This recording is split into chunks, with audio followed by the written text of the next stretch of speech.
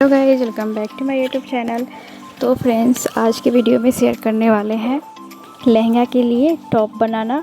लहंगा का वीडियो पहले ही अपलोड हो चुका है, अगर आप नहीं देखे हैं तो देख लीजिएगा। इसी वीडियो के डिस्क्रिप्शन में आपको इसका लिंक मिल जाएगा। और ये पुराने साड़ी से बना है, ठीक है।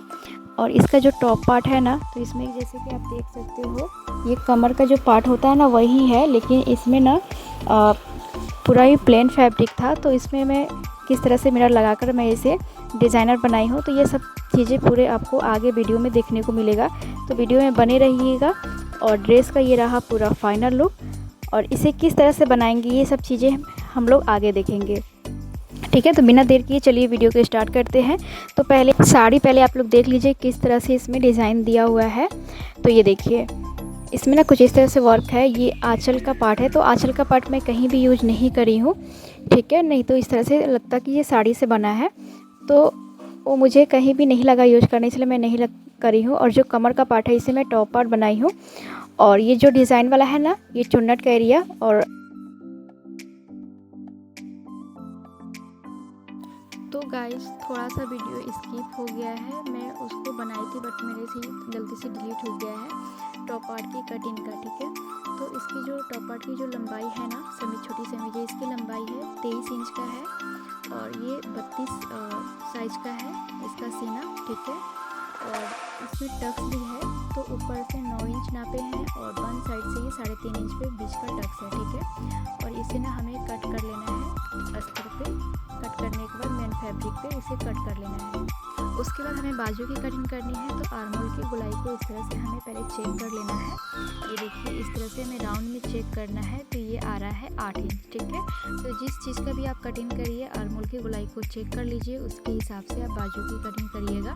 तो देखिए, प्लेन फैब्रिक में से इतना ही बचा हुआ था, और ये कमर का एरिया था, ठीक है। कमर का हिस्सा के पार्ट का ये था। तो जो कमर के पास के जो था ना कपड़ा साड़ी का, तो ये प्लेन फैब्रिक था। तो इसी से मैं टॉप पार्ट और स्लीव्स निकाली हूँ। तो देखिए, यहाँ पे हमें 3.5 इंच स्लीव्स को पहले डाउन करना है, उसके बाद इसको हमें सीधा कर लेना है। स्लीव्स की लंबाई कम पड़ रही थी, तो इसका बॉर्डर में से भी कपड़ा बचा हुआ था, तो बॉर्डर हमें आगे की साइड से लगा लेना है। ये 12 इंच ही आ रहा है। देखिए, यहाँ पे बॉर्डर है तो इतना नहीं लगाना है, यहाँ से हम कट कर लेंगे, ठीक है। इतना लगेगा बॉर्डर इसका। और हमें यहाँ पे 8 इंच पे मार्क करना है गोलाई में, और यहाँ से 5.5 इंच। और देखिए, बाजू का शेप दे देंगे और यहाँ से इसको मिला देंगे, और 1 इंच का मार्जिन लेते हुए हमें इसकी कटिंग कर लेनी है।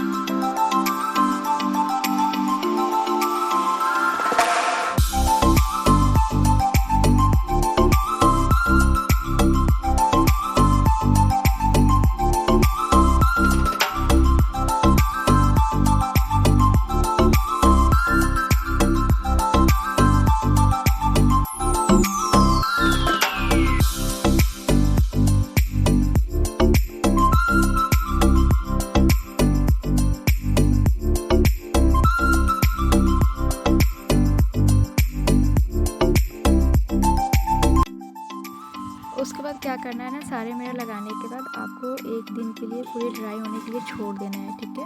अगर ज़्यादा वर्क रहे तो आप 2 दिन के लिए रख दीजिए, 2 डेज़ के लिए। अच्छा से जब ये ड्राई हो जाए उसके बाद आप आगे की स्टिचिंग कीजिए, तो फिर आपका बिल्कुल भी मिरर सीक्वेंस कुछ भी है नहीं निकलेगा। आप इसे सुखाने के बाद ही आगे की स्टिचिंग कीजिएगा। तो यहाँ पे आप देख सकते हो बिल्कुल अच्छे से ड्राई हो चुका है।